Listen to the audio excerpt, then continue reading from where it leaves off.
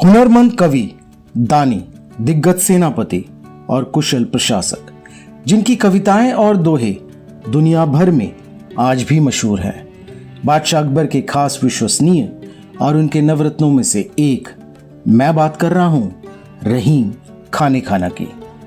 तो जाने उनकी जीवनी के बारे में और देखे दिल्ली में स्थित उनके कब्र और मकबरे को।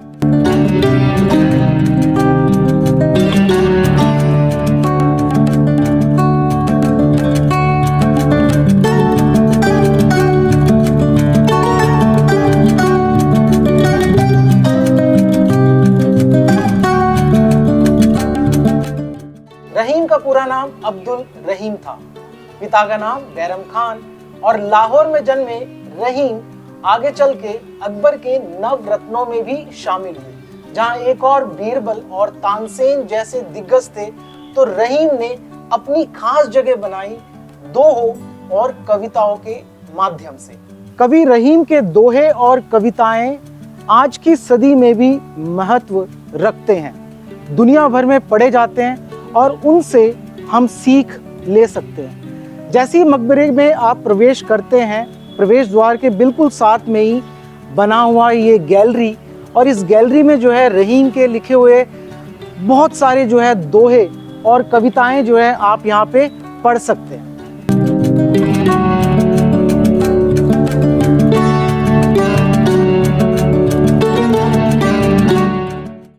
रहीम के वालिद बैरम खान थे, जिन्होंने अकबर को तालीम दी।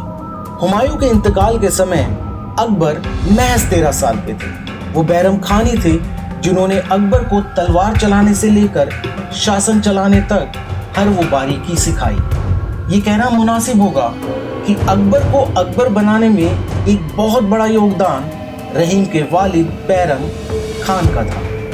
31 जनवरी 1561 जगह गुजरात का पातान इलाका, वो जगह जहां पे बैरम खान को उनके दुश्मन घेर लेते हैं। लड़ाई टक्कर की होती है। बैरम खान इस लड़ाई में हार जाते हैं। उनके दुश्मन बैरम खान को मौत के घाट उतार देते हैं। जिस समय बैरम खान की दर्दनाक मौत होती है, उस समय उनके बेटे की उम्र महज 5 साल की थी। बादशाह अकबर ने बैरम खान के बेटे को गोद ले लिया, अपने बेटे जैसा मान सम्मान दिया।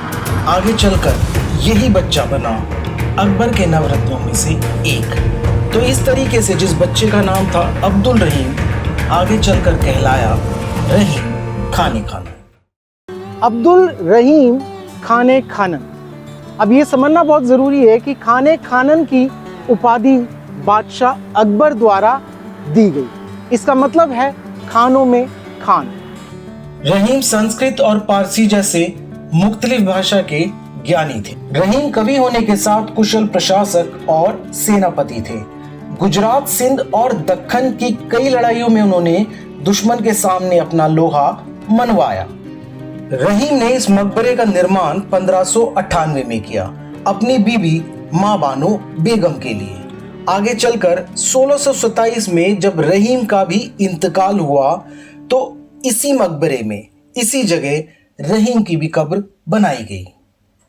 तो मैं आपको अब एक खास जगह दिखा रहा हूं। मैं जो सामने यहाँ पे खड़ा हूं, यही जो है इस मकबरा, जो इस एरिया का जो है खास जो है वो जगह है। यही जो है रहीम खाने खाना और उनकी बीवी का मकबरा बना हुआ है। अगर आप मकबरे की बनावट देखते हैं, तो आप देख सकते हैं कि यहाँ पे सफ़ेद संगमरमर का काम हो रखा है, और ये अपने आप में बहुत ही दिग्गज थे। बहुत ही अच्छी इनकी नॉलेज थी पर्शियन भाषा में, और इन्होंने जो है बहुत सारे बेहद खास जो है काम किया है। इन्होंने बहुत अच्छे कवि रहे हैं ये, और इनके दोहे बड़े मशहूर हैं आज भी।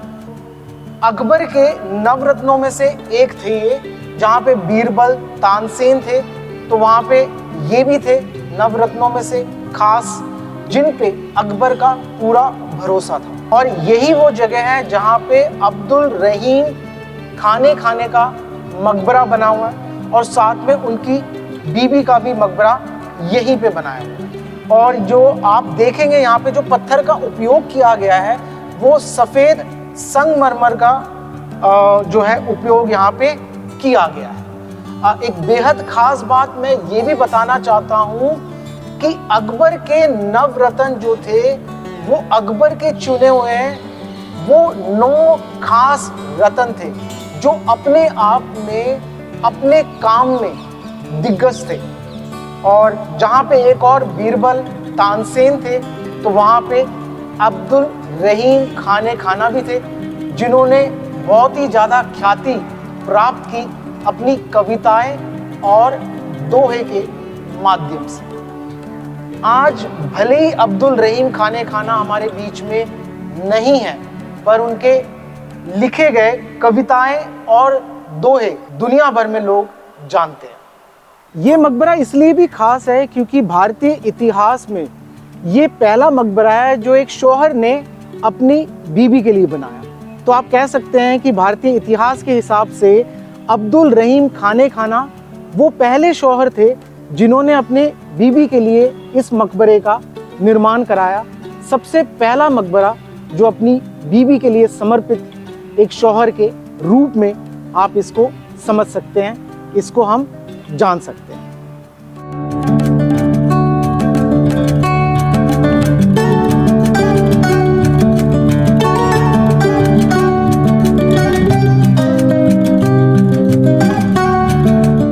यह माना जाता है जब सफदरजंग का मकबरा बन रहा था तो पत्थरों की कमी हुई, तो यहाँ से लाल बलुआ पत्थर और सफेद संगमरमर को निकाला गया और सफदरजंग के मकबरे में लगाया गया। तो आप यहाँ पे जो है इस तरीके का जो है वास्तुकला यहाँ पे देख सकते हैं। जब इस मकबरे का जो है निर्माण किया गया होगा उसके साथ जो है यहाँ पे जो है इस तरीके से जो है पानी के लिए जो है ये जगह बनाई गई होगी। आप यहाँ पे देख सकते हैं जो इस तरीके से डिज़ाइन किया गया है, गोल जो है आप डिजाइन देख सकते हैं, जो मुगल आर्किटेक्चर का जो है एक तरीके से रूप दर्शाता है। यहाँ पे जो पत्थरों का इस्तेमाल किया गया है ये लाल रंग के पत्थर आप यहाँ पे देख सकते हैं। तो अभी तो जो ये जगह है यहाँ पे खाली है, पर जब निर्माण किया गया होगा और जो शुरुआती समय होगा उस समय ज़रूर जो है यहाँ पे पानी भरा रहता होगा और दिखने में जो है बहुत अच्छा नज़र आता होगा। चारबाग शैली में बना बगीचा, गुंबद, छतरी, मेहराबदार खिड़कियां, बारीकी से की गई नक्काशी, चबूतरे के अंदर से निकलती सीढ़ियां और ऊपर बना मकबरा, ये सब मुगल वास्तुकला की बेहतरीन रूप को दर्शाती है। इस मकबरे की खासियत इस बात से भी है, तहकीक में हमें मालूम पड़ा कि रहीम का मकबरा और हुमायूं के मकबरे के तर्ज पे ही सन 1631 में ताजमहल का निर्माण कराया गया। तो एक तरह से हम ये मान सकते हैं कि ताजमहल का इंस्पिरेशन जो था वो रहीम और हुमायूं का मकबरा था। इस बात की पुष्टि इस तरीके से भी हो जाती है, जब हमने ASI का नोटिस बोर्ड पढ़ा तो ये बात ASI के नोटिस बोर्ड में भी लिखी हुई थी।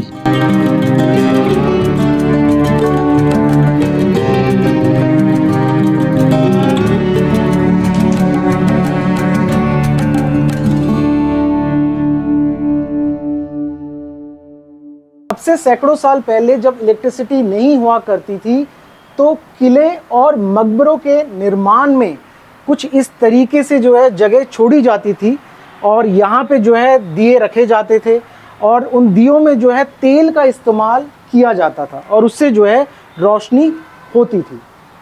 आज ये कब्र गुमनामी और सन्नाटे की आगोश में है। आज यहाँ आकर अच्छा लगा, कुछ इतिहास के बारे में जान पाया। ऐसी कई जगह और इतिहास को जानना अभी भी बाकी है। आइए जुड़िए हमारे साथ, जाने देखें अपने देश को, अपने बीते हुए कल को जानना जरूरी है इतिहास को जानना। धन्यवाद।